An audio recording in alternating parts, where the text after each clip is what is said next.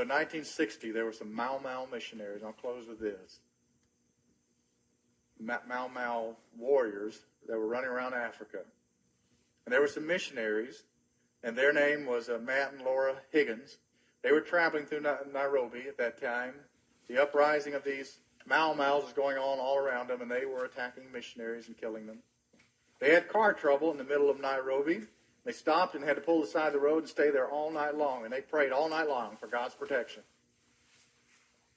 Woke up in the morning, car came by and helped them, and off they went.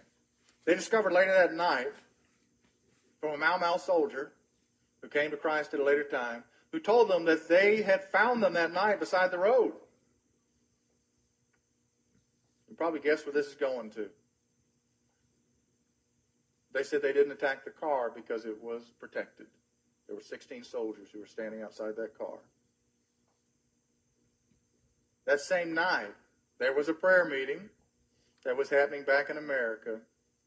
And in that prayer meeting, they prayed for them. They gathered a special prayer meeting. There was such concern and prayed for them that night.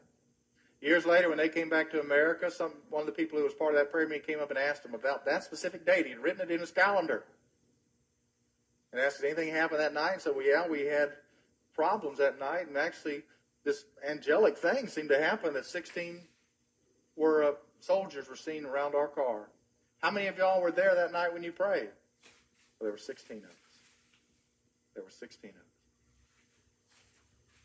We got about 300 in here today. We could dispatch 300 angels this morning.